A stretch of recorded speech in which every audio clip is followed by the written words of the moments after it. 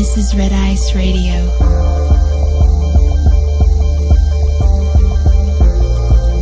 From the apparent to the esoteric.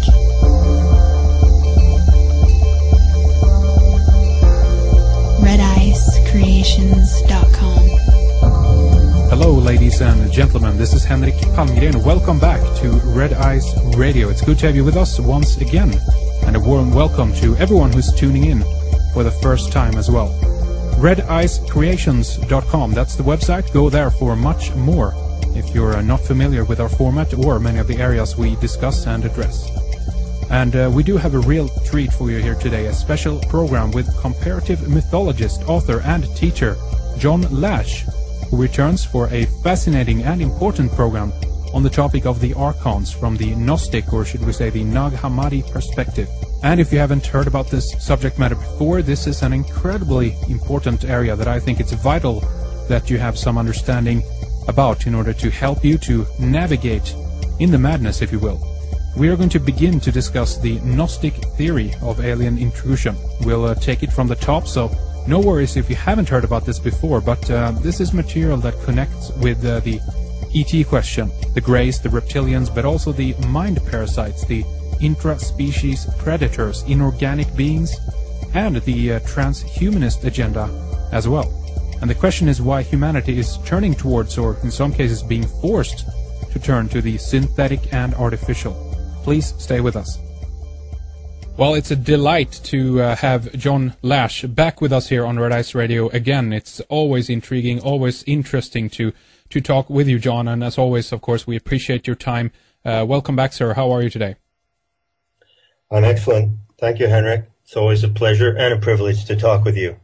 It's really interesting things that we've been witnessing in the last few years since we've talked and since we touched base. The theme, obviously, of this program here today is something that we've talked about before. Back in 2008, we specifically discussed the idea of the Archons in connection to some of the technology developments that we can see around the world. We want to talk about this, the synthetic, the artificial, the everything we can see from artificial food, basically, a version of technology all the way up to computers, brain implant, chips. There's so much that are happening, and obviously since 2008 there's been even an incredible amount of new developments happening in this area, in this particular subject. But to get people up to speed, John, I think it's a good idea to just do a brief background on the idea of the Archons for those who haven't heard about this before. So maybe you can kind of just set the theme for us here first, John.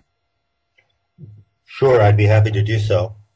A few years back, Henrik, when we first talked about this, I was just coming off the publication of my book, Not in His Image, which came out in November of 2006.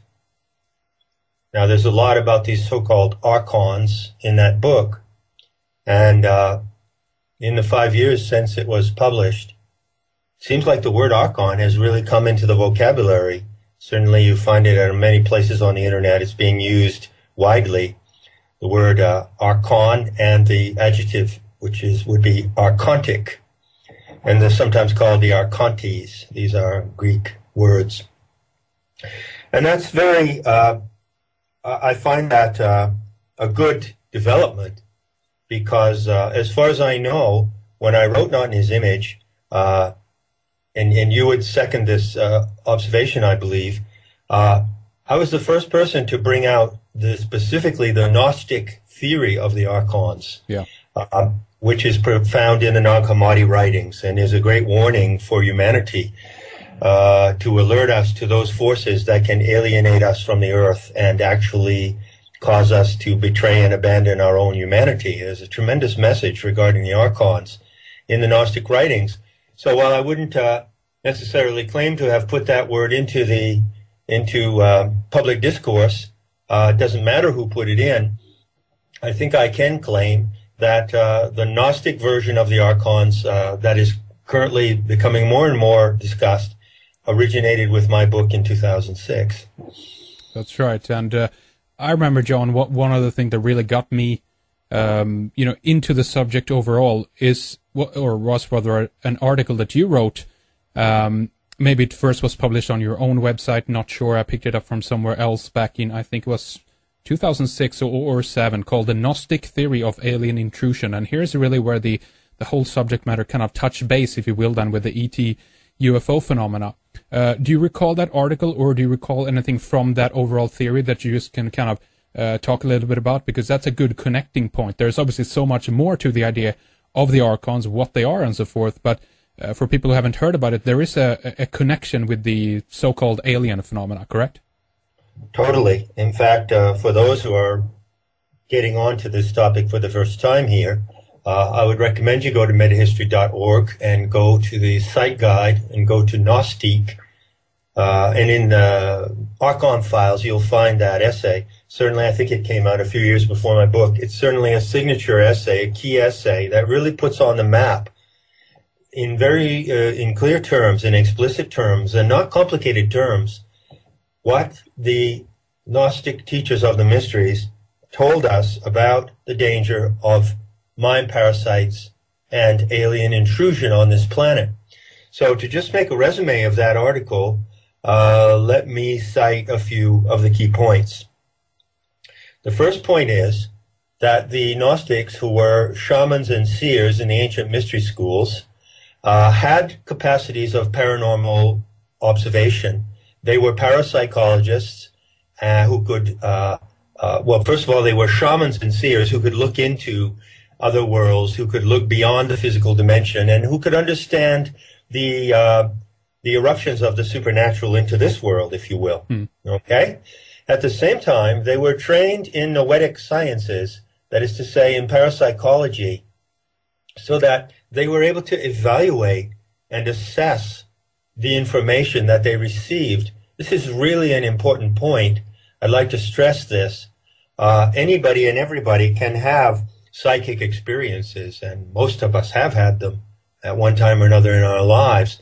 We can have dreams, we can have lucid dreams, we can have visitations from different entities, we can have hostile encounters, UFO abductions, of course.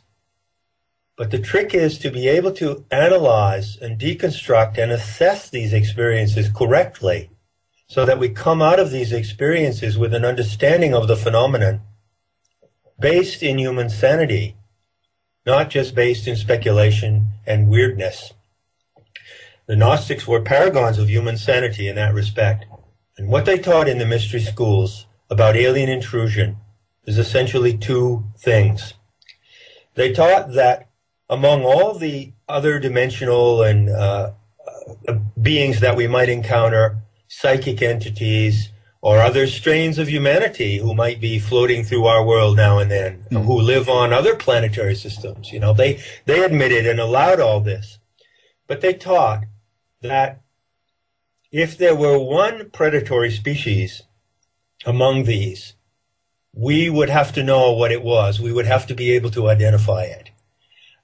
Because one is all it takes, you know? That's right. One is all it takes. It doesn't take 6 or 7 different alien hostile species attacking humanity. And all it takes is one. And so their point was very simple. They said, if we can identify this one, we're already in a position to defend ourselves. And they identified this one predatory species as the primary threat to humanity.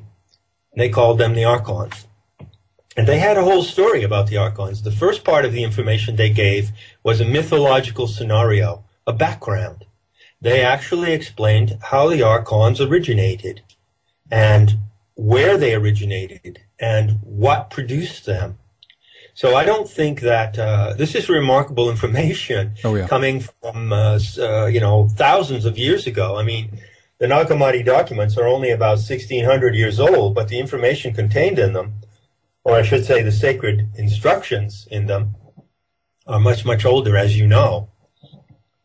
And so they gave us the background. We need the background. We need the backstory, as it were. And they explained that these Archons are not highly advanced entities from another civilization associated with another star in this galaxy, nor do they come from another galaxy. They come from this galaxy, according to the Gnostics' teaching, And they were produced in this galaxy before the solar system and the Earth, as we know it, came to be. So there's a long trajectory of cosmic development that the Gnostics were able to perceive in their heightened perception. That is the role of shamans. In every culture, the role of shamans is to remember the phylogenetic history of the race. That is to say, the race memory of our own genetic identity, to remember and recall our story. And shamans have always been storytellers and guardians of the story of their tribe. In any indigenous region where you find shamans, you'll find they have that role. Isn't that correct? That is correct. Connecting with that, John, I just wanted to ask you about the accounts of that these were oral traditions primarily. We today come from a point of view that if it hasn't been written, it's not true, if you know what I mean. Just want to, kind of emphasize that point a little bit, because I believe that there is a specific reason for this as well, because as soon as you walk into the realm of writing things down, it's more to it than that, obviously, but as we know, John, the Romans and so forth were masters at both manipulating history because they wrote everything down, but today, from our perspective, these are the sources we go back to. These are the people who were writing at the time. So from their point of view, it's very easy to skew history. But the importance of myth here is that, or the storytelling, is that this was something that was alive. This was something that was a part of a tribe, meaning the records couldn't burn down and they lose the whole story, if you know what I mean. This is a story that was alive, constantly updating, retold to either the whole, tribe or culture, or maybe just a few people that actually had it then, as you say. But there's something more to that they had it in their hearts, meaning that this is not a dead, stale story. Can you talk to that a little bit, John? Well, that's a brilliant observation and extremely relevant to the subject here. Yes, what the Gnostics did write down at a certain point late in their history, they started to write these things down around 800 BC or so. In fact, they introduced literacy to the whole classical world around that time, around 800 or 900 BC. They were the ones who taught and propagated literacy and wrote the first books and established the first libraries. These were the Gnostikoi, or the Teleste of the mystery schools. They had behind them a fantastically long oral tradition. What is so important about understanding an oral tradition? Well, I can think of two things. First of all, we're coming back to the oral tradition right now. You and I are in the oral tradition at this moment, aren't we? That's right. We are talking here, and people are listening to us, and they get something from listening to your voice and my voice, and something from the interaction, because we're alive now. And they sense there's something in the human body that senses the truth when someone speaks. There's a resonance, as it's called. And so the resonance of truth is preserved in oral teachings. And the integrity of a myth or story, whether it be that of the Australian Aborigines or the Apaches and Navajos of America, or even the ancient Greeks, the integrity of their mythical story depended upon people who embodied that story and who could carry it in their bodies and transmit it through their voices. And and that was the way this information, this sacred instruction I'm giving you now, was originally imparted. Then it came to be written down, and that was kind of like an emergency measure, actually, that the Gnostics took at the time when they decided that the education of humanity needed to go to another level, and that people needed to be taught the responsibility of reading and writing, and taught the responsibility of critical thought, which goes along with it. When you read something, if you don't have any critical thought, you're likely to just believe what you read. Of course. Unfortunately, right? Many people do. Yeah. But if I hand you a document I've written, or an anonymous document, or it has some famous name on it, and I say, here, Henrik, read this, I expect you to take the responsibility to apply your critical thought to what you're reading. You see? That's right. And that is exactly what the Gnostics wanted to do. They came out at a certain moment, as I say, it was about 1,000 years BC, and they said, humanity's coming to a tremendous turning point. And in order to guide them correctly, we must now give them the tools of reading and writing that everyone can have. Previous to that, forms of sacred writing and codes had existed, but secular writing that everyone could use, that ordinary people could use, did not exist previous to that time. So they said, we're going to introduce secular writing, and with it, we're going to teach people the responsibility for critical and deconstructive thinking. And so, fortunately, they did write down these things, and some of their writings have been preserved in these rare documents that were found in Egypt in 1945. And among that written record is this startling account of alien beings. So to get back to very quickly, let me profile that again so that we can, so that those who haven't heard about this before can get on board with us. They basically said two things about these alien beings. First of all, they gave the backstory. They said where they came from. Now, bear in mind that what they said does not correspond to what a lot of people are saying today about ETs. Bear that in mind. How's that? Well, one of the most common assumptions, as soon as you use the word ET or advanced civilization or space brothers or whatever you want to call it, an image immediately pops to mind when that language is used. And the image is, oh, somewhere out there in infinite space, surrounding some other star or in some other galaxy or some other star system, is an advanced civilization. And they are not human, they are aliens, or they are extraterrestrials of some kind. Maybe they have a humanoid form, maybe they don't. But the picture that always comes to mind is that they are floating around, say, in our galaxy, in another world system, and they have the advanced technology that allows them to travel through interstellar space, and now they're coming to our system. And this is a very common sort of science fiction paradigm that spontaneously pops up whenever we talk about ETs. Do you agree? Yeah, absolutely.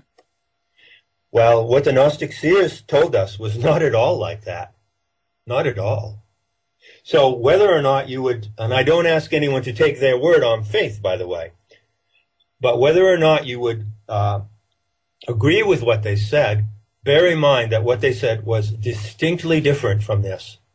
They said that the particular threat to humanity is this species of Archons. It's a species of inorganic beings that actually arose in the early stage of the formation of our solar system, before the Earth itself was formed. When the other planets, particularly Saturn, Jupiter, and Mars, and the two inner planets were forming, and the prototypal stages of the solar system were evolving in the galactic limb, which is where we're located, the Earth did not exist at that time, according to Gnostic cosmology. The Earth came into being later by a different process, an entirely different process than the rest of the solar system was formed. And the Earth was captured in the inorganic celestial mechanics of the solar system. And that inorganic world of the solar system is the habitat of the Archons. So the Archons are not from Alpha Centauri, they're not from some planetary system circulating a star in the Great Bear. They're actually from the solar system itself, and they arose at the origin of the solar system. This is what the Gnostic seers tell us, and it's a unique teaching, something that bears reflecting on very closely. And see, that would make sense also then from the point of view that we get the filtering down of the of these kinds of stories of abduction-like scenarios. We have intrusions, if you will, of different levels, and obviously at that point it's a modern phenomenon, just as you pointed out, that we chose to put the ET banner on them, and today we think that they come here then with the the flying saucers and all that. But right. What I'm getting at is that their presence seemed to have been there from day one, even those who speculated that they've actually had something to do with the interfering, if you will, genetically with the human species. Can you talk about that, John? Sure. There's another common meme or paradigm that's floating around that's getting a lot of attention, a lot of discussion over the past few years. It was largely defined by Zecharia Sitchin, who started writing books about 40 years ago. And I call it the Sitchin scenario, or the Anunnaki script, which is supposedly taken from Sumerian cuneiform tablets. According to this Anunnaki script, there was an advanced ET civilization on another planet called Nibiru, and they had some problems. I guess they were floating around somewhere else in our galaxy. Let's just confine this conversation today to our galaxy, folks, okay? Because I think if we can understand what's happening in our galaxy, in our backyard, then maybe we could jump a little later into, talking about some other galaxies. Well, exactly. I agree with you. Let's begin with a galaxy. I guess that's local enough for you. A galaxy is local enough, and the Gnostic myth is specifically about our galaxy. Everything that is described in there regarding the divine Sophia, the emergence of the Archons, and the creation of humanity itself is located and situated in this galaxy that we are in. So let's stick to that right now. So the Gnostic myth said that the Archons were here from the beginning. It does not say that they have an advanced civilization on any planet. It describes them as kind of mechanical engineers who construct the solar system and maintain it, but they cannot live on Earth. The Earth is an organic planet captured in an inorganic system. And they cannot live on Earth, but they can see and observe what's happening on Earth, and they're very attracted to the Earth. They envy us. This is what the Gnostics actually say. They use the Greek word phthonos, which means envy. They say that the Archonic species of inorganic beings looks upon humanity and envies us because we are gifted in ways that they are not. And so they would like to intervene in our evolution. They would like to hack the human genome, which is called the anthropos in Gnostic teachings. But it is an amazing fact that the surviving Gnostic documents, which is just a flake of their massive output of teachings, contains a very clear refutation of Sitchin and the Anunnaki scenario. Mm. The Gnostics who lived at that time in the Middle East, they're from northern Iran, is where the Gnostic movement was founded, by the way, up between the Caspian Sea and the Black Sea, in the so-called plateau of the Urmian Plateau or Urmian Plateau. The Gnostic movement was founded, and it was called the Magian Order. It was founded about 6000 BC, long time ago. And they observed things developing in the Middle East, so they certainly knew about the Anunnaki story, but they deconstruct this story. According to their version, and this is the only place I know, you tell me if you know otherwise, Henrik, it's the only place I know that gives a refutation and deconstruction of Sitchin's theory. Is found in the Nag Hammadi cosmological texts, where they say the Archons lusted after Eve, by which they mean that they lusted after our human genome, our biological evolution, Eve being the representation of our biology, the human matrix. And they wanted to rape Eve, which is a way of saying in mythological terms, they wanted to get their hands on the human genome, and they wanted to crossbreed with it. They did want to do that, but the Gnostic text is very explicit in saying that they did not succeed. They attempted, but they failed. And that the Eve, which is the psychic and biological part of our species, the part of us that is the part of us that is living, because the word Eve means living, she who is living, has an intelligence inherent to itself. And because our biology and our genetic makeup has an intelligence, a divine intelligence inherent to it, it repelled and evaded the Archontic attempt to crack the human genome. So this is a really remarkable fact, and I don't know, some people listening may have heard this for the first time, just as we're speaking, that whereas millions and millions of people today are, in my view, rather mindlessly accepting the Sitchin scenario, seizing upon it uncritically. Yeah. If you read the Gnostics, who were critically minded shamans and seers, they're saying, no, that's not true. That is what the Archons would have you believe. They would have you believe that they've done this, but they have not actually cracked the human genome. They've cracked our minds. They've cracked into our attention. They've cracked into our behavior.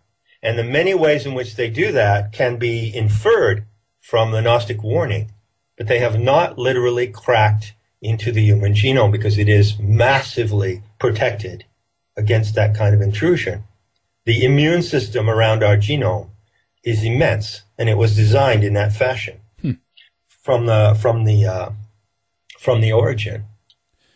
What's interesting about this now, though, here, John, is that we have human beings doing the job of the Archons, if you will. Cracking the human genome has been a big thing since, well, obviously since the millennium, since 2000, when they rushed to basically announce this at this date.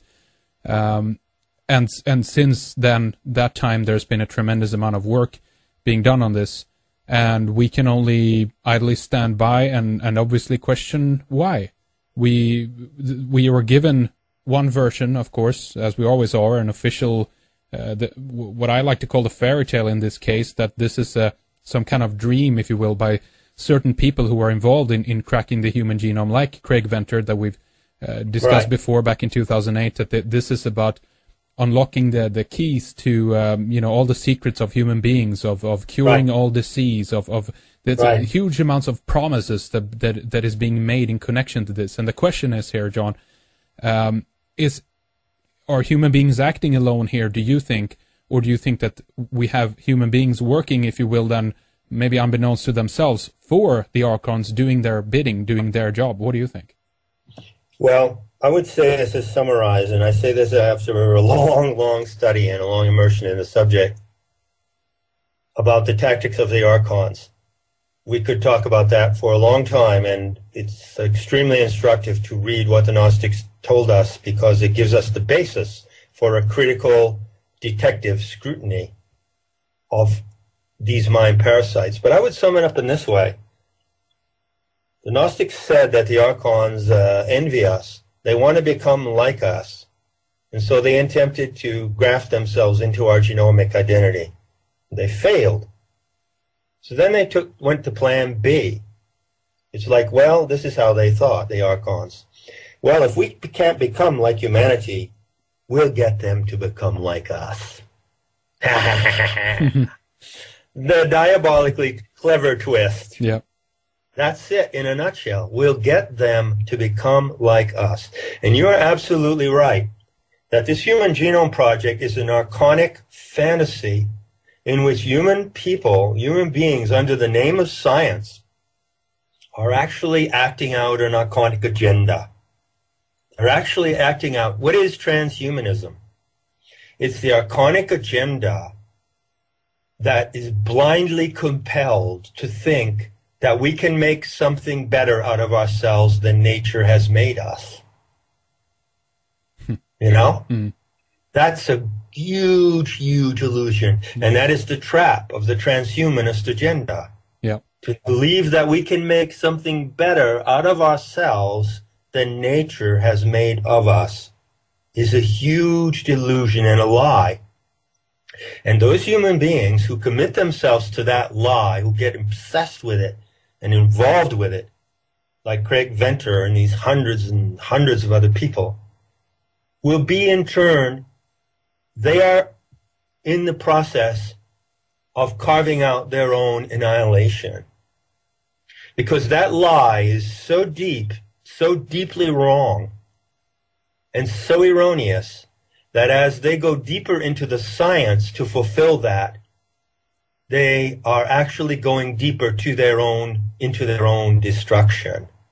And the project fails. And when that project fails, and I am feeling that it's not soon, not too long before we'll see how those projects fail. When those projects fail, or they produce disastrous or deviant effects like GMO foods, then we will wake up to what an illusion this is, and that we are actually not acting like human beings, but we are acting like the Archons would have us act. Yeah. See, this is a theme that are running in the background, that it's about getting us in a position where we change, and we, in one way or another, then slowly turn into them, meaning that we become the foot soldiers, if you will, for their agenda. And maybe a little bit later, John, we can talk about maybe the interface, maybe how this happens, because again, are there such things as walkings? If we're talking about inorganic beings, then they would have to some way obviously influence our dimension, or maybe even physically, in that sense, incarnate into a body, a vessel, to actually implement some of these things. And we'll get to that. But I wanted to I'll go ahead, John. Sure, we'll get to that, and I would like to specify a couple of points on that when we get there to make it really clear, to give people the option, those who are listening, you will have an option to consider this in an entirely different way than you have before. That is a great advantage of using the Gnostic deconstruction of this phenomenon. So just let me get back and contribute and provide the second point of their analysis, Henrik, and then we'll proceed from there. The first point of their description of the Archons, as I say, concerned the cosmic background. They tell us where they come from. You don't have to wonder. You don't have to say, are they from, are they from another galaxy? Are they from a star system in the constellation of Centaurus? No. They are unique to our solar system, according to the Gnostic teaching. And they are mind parasites who inhabit. They have a technology. They inhabit the solar system at large, but they cannot inhabit the Earth, because the Earth is an organic environment not suited to them. That's one of the reasons why when ETs do appear in this world, they only appear very sporadically or for moments at a time. People say, well, why don't they land, Well, the Archons can't land. They can't land because they can't live here, because their inorganic organisms are not designed for the terrestrial habitat. Second point, regarding the appearance of the Archons, and I know this is an amazing piece of information to people who've heard it for the first time. In the Gnostic cosmological texts, you find exact descriptions of ET abduction. They call it abducting souls by night. The Archons abduct souls by night, and they describe how they appear. They describe not only the behavior of these Archontic entities, but their appearance. And they say that there are primarily two forms in which they appear. There is the main form, which is a neonate or newborn. It is called. It is named after the Coptic word huhe, which means an aborted fetus. Now, to understand that term, aborted fetus, it's perhaps more correct to say a prematurely born fetus. The fact that it's aborted suggests that Archons cannot be born through a biological process into human form. They can't be. But they are like an aborted fetus, and so they resemble a child taken out of the womb with a large head, big eyes, and spindly limbs. So this is obviously the gray ETs described in Gnostic documents some 1,500 years ago. Secondly, they refer to an overlord or master type. The gray ETs, or the neonates, are more like the drones, and they exist in the millions, like a locust infestation of the solar system. But ruling over them is another class of Archon, which is described by the word Drakon, D-R-A-K-O-N. This is the only clue that you have in the Nag Hammadi writings to the identity of the Archon overlords. Well, it's one of the only clues. There's a second clue. And so they are a draconic or reptilian type. Drakon being reptile or dragon. Yeah. And this reptilian type is the overlord of the hive of drones who represent the vast majority of these locust-like cyborgs. They're cyborgs. The second important clue, and this will go into the subject of transhumanism again from another angle, that is our subject today. The second clue they give, and this was a great one, as you know, they say, oh, by the way, we'd like you Christians and you Jews who are living in the classical world at this time, around 150, 200 AD, we'd like to point out to you that we understand you have a new religion emerging here. It has a Jewish foundation and a kind of Christian packaging, and it's called Salvationist to Christianity. And in this religion, you recognize Jehovah or Yahweh as your Father God and the Creator. Well, we're Gnostic seers from the mystery schools. We have a 5, 6, 7,000 year tradition of shamanism behind us. We've observed alternative worlds. We've worked in schools and teams for many, many generations to perfect our knowledge of the cosmos. And we're here to tell you that your Lord God, Jehovah, is a demented alien and he's working against humanity. Oops. How about that? How about that message? And so they actually identified the Lord Archon, as he's called, the main reptilian overlord, whom they called Yaldabaoth. They identified him as Jehovah, or the Father God of Judaism and Christianity. And they said, watch out, because if you follow the dictates of the ideology, in the religious ideology of Yahwehism, whether it be in the Jewish form, in the Christian form, you're at risk of taking a course that will lead humanity to self-destruction. So that was the warning that the Gnostics gave us, the signal that came out of the mystery schools 1,500 years ago, loud and clear as a bell, and it is still clear today. That is very interesting, and it goes, for me, back to this conundrum of, I mean, obviously many people have been thinking about this, but, you know, Moses / Akhenaten, you know, what did he do up on that mountain when he was receiving the law? Who was he talking to? What happened there? You know, these kind of processes that initiated this whole cult of Judaism / Christianity. There's always been a really, you know, intriguing clues there for me anyway, in terms of what is this entity. One part of me thinks that this must be a kind of a robot, the type of an AI system run amok, if you will, almost. Or the other part of me is like, no, it's an ET or an alien then in that sense. But this, when we put it under the umbrella of the Archons, it explains both of those things, for me anyway. What about you, John? It does indeed. Again, I want to suggest to those listening for the first time and those who've listened many times before, how powerful and instructive is the Gnostic teaching.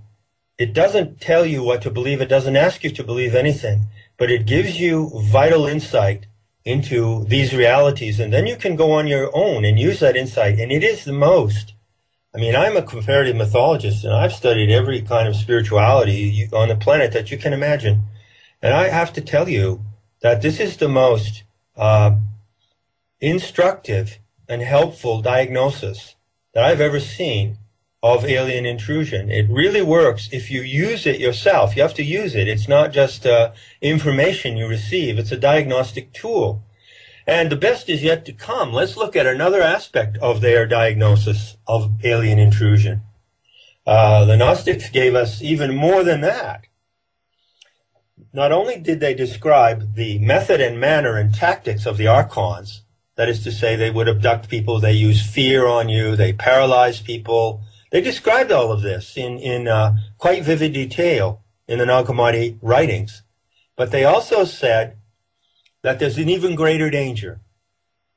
They basically taught that there are two ways in which the Archontic mind parasites will infect humanity. The first way is that they will intimidate us by a false show of magic. They have a certain kind of magic. They do. They have psychic powers. They can stare at us and enter our minds through staring. They do remote viewing on human beings. And that's how they get in. One way they get into our minds is by remote viewing.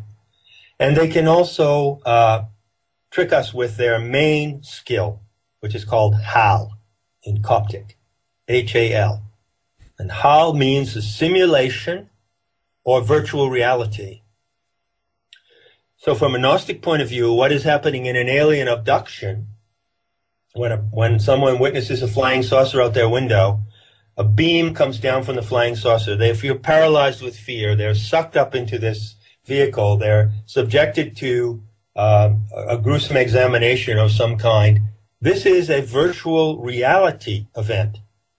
And it is real to the extent that virtual reality can simulate reality, but it is not actually physically real in terms of terrestrial reality. Mm-hmm.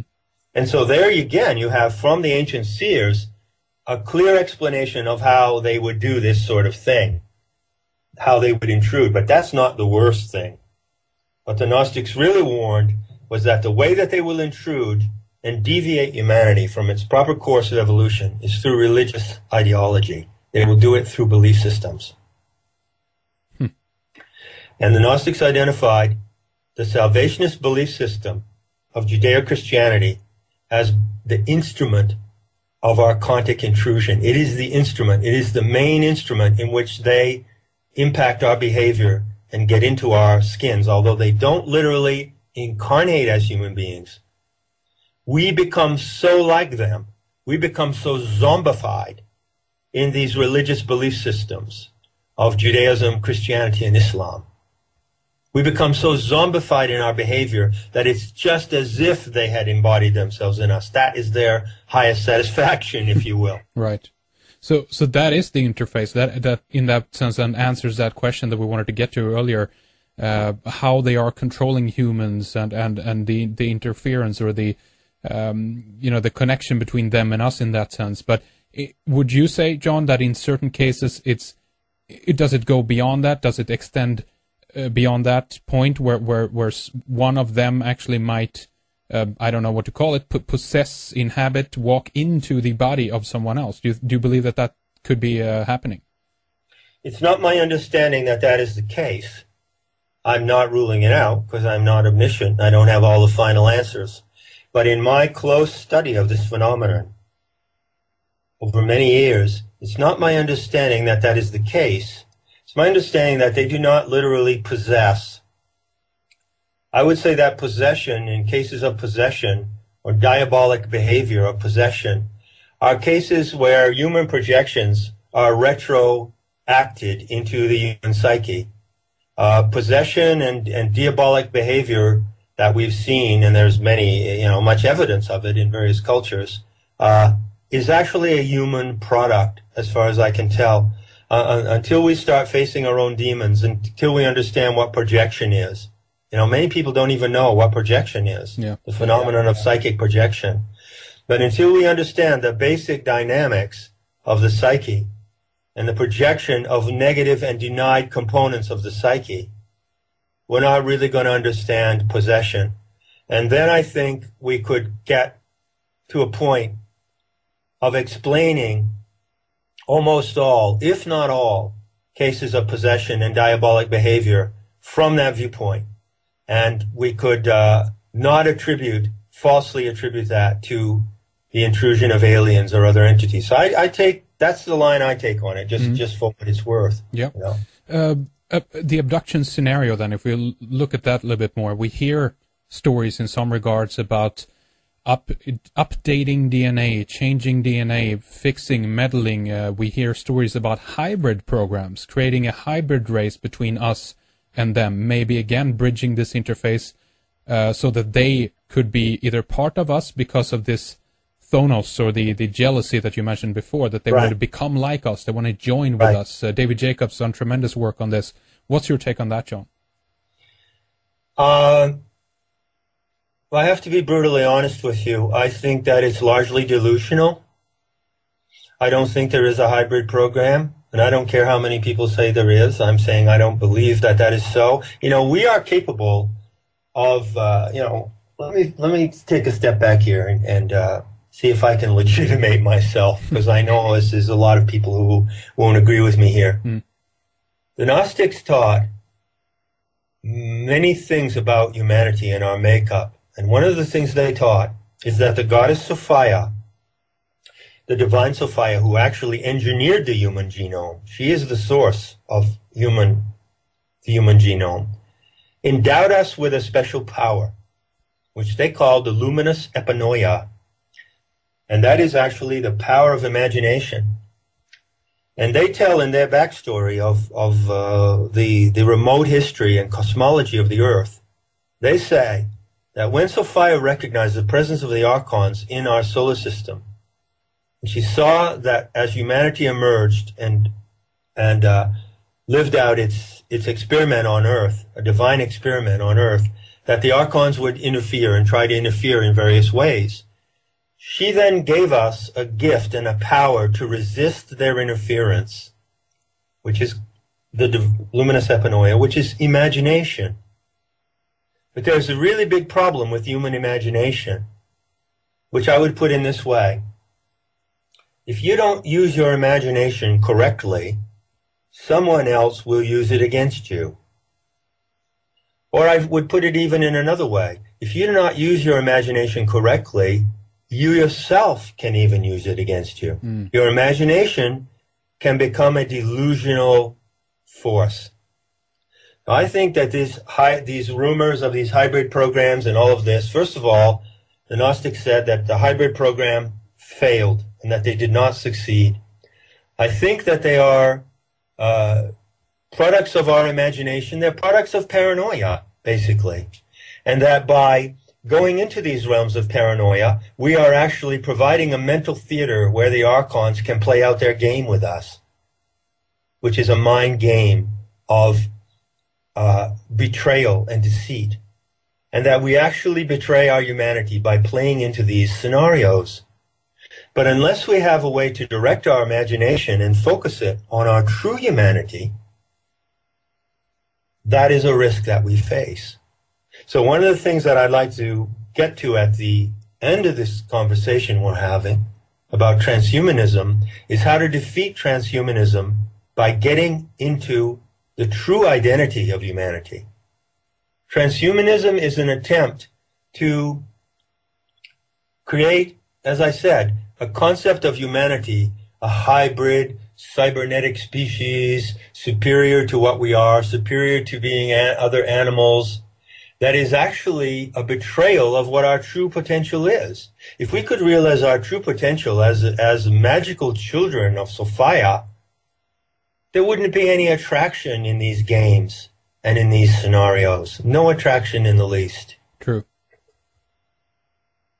So I'd like to be, if you can remind me, Henrik, with a nudge, I'd like to get back to that aspect of solution, perhaps in the second half of our talk. Absolutely. Let's do that, John, and let's.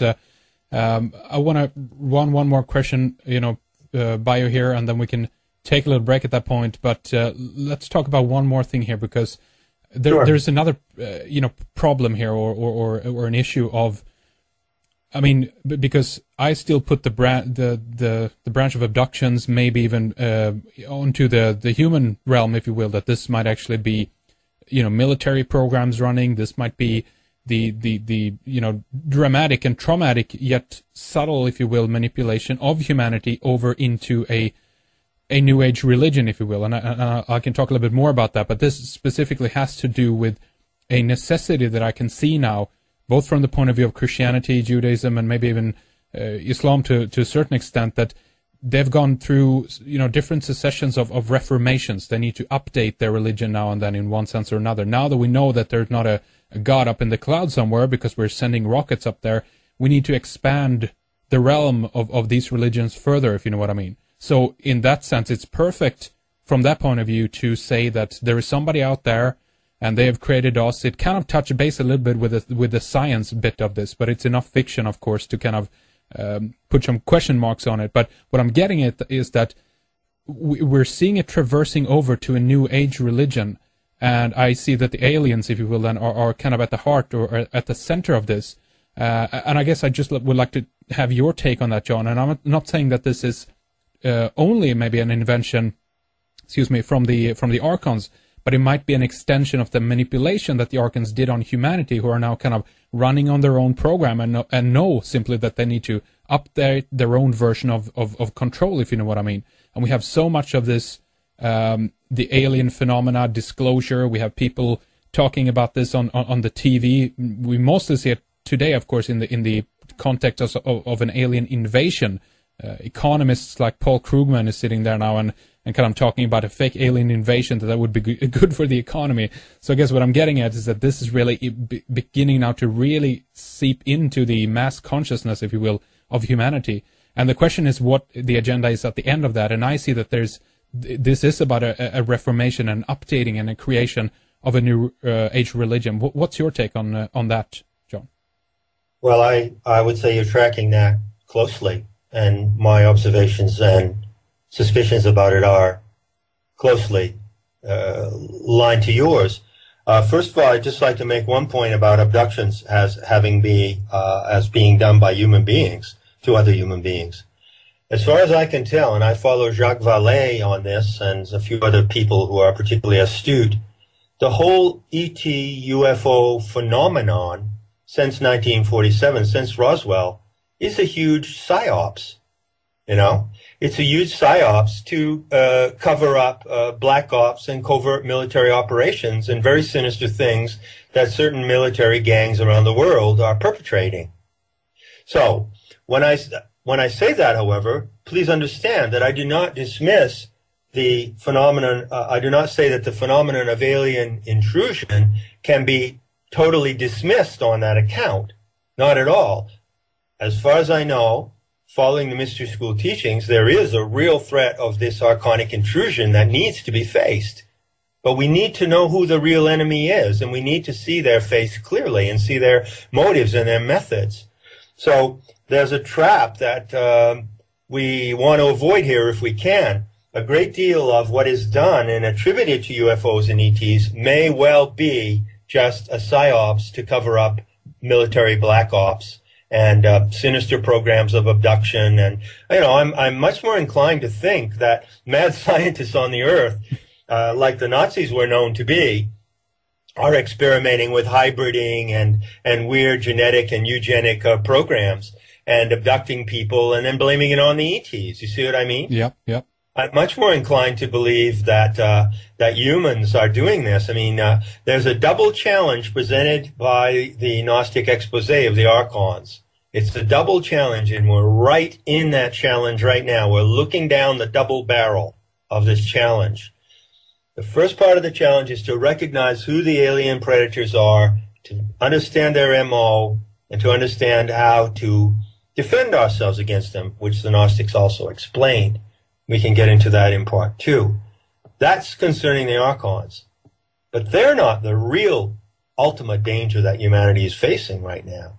The ultimate danger that humanity is facing today is intraspecies predation. Intra, I-N-T-R-A, meaning within our own species. And so there is a part of the human species that has split off and become pathologically, criminally, murderously insane. I don't think that statement is going to come as a revelation to anyone listening to this interview. Okay? Now, I'm not being Nostradamus here, folks. I'm not saying this is going to happen. I'm saying this is happening. The planet has been taken over in the governmental, military, economic, educational, pharmaceutical sectors by murderous, deceiving psychopaths. And the real danger to our species now is to get the agenda of these psychopaths, to get their MO, to know who they are, and to take them down. Because they're not going to stop until they're taken down.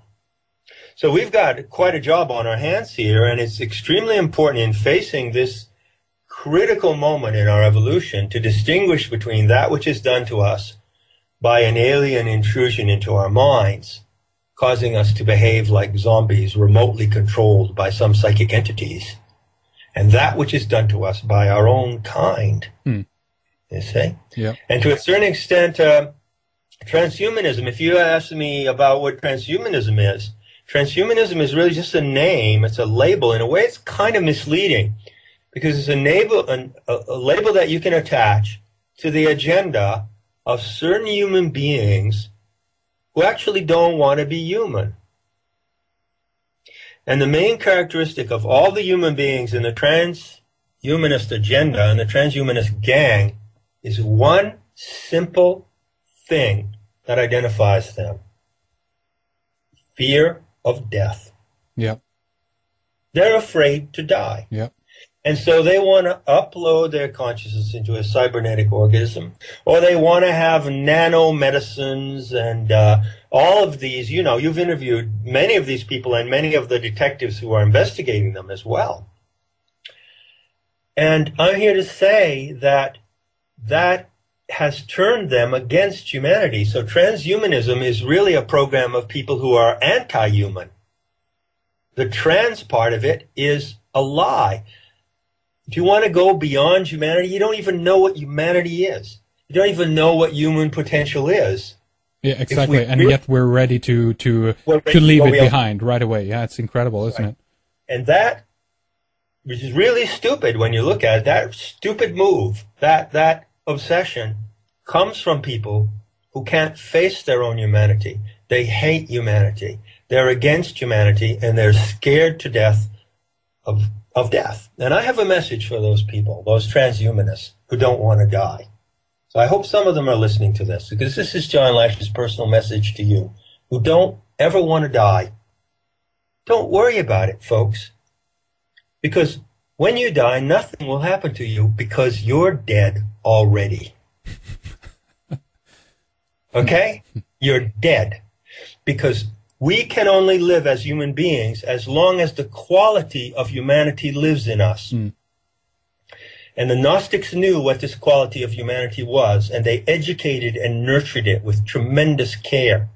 It is the quality of innocence, of goodwill, of play. It is the quality of communication. It is the quality of seek and discover. It is the quality of trial and error, to be willing to make a mistake and learn from your mistakes, to be transparent with each other. These are the pure qualities of humanity. It's like a flame of the anthropos that burns in you. And these are people in whom that flame has been snuffed out. Mm, yeah. And even though they're walking around like you and me, and they're breathing, and they're eating, and they're excreting, they're dead, because their humanity has come to an end. And they're really like a dead branch on a tree. They're already dead. The Genome Project is going to go nowhere. It is a dead end. Transhumanism is a dead end. It's like a dead branch on a tree, and it goes nowhere, and it produces nothing. I want to urge people just to open up Google or another favorite search engine of yours, and hopefully they will pick up it, and just search for Archon X Prize, or go directly to a website that is called genomics.xprize.org. But search for Archon X Prize and take a look at that video on that first page, on that first hit you'll get, at least through Google, and you'll see something pretty creepy in terms of the genomic program, the human genome program that they've been running now since 2000, or before that, obviously. But this is just a little tidbit, obviously, and a hint, obviously, as well. We talked about this back in 2008, John, quite extensively, in terms of their choice for the name of putting Archon on this. Very, very intriguing, incredibly intriguing, symbolic. But let's do this, John. Let's wrap things up with the first hour now and then continue proceeding. We have just so much more that we want to talk about and get to. The book is called Not in His Image. John Lash, excellent book. And the website you need to go to is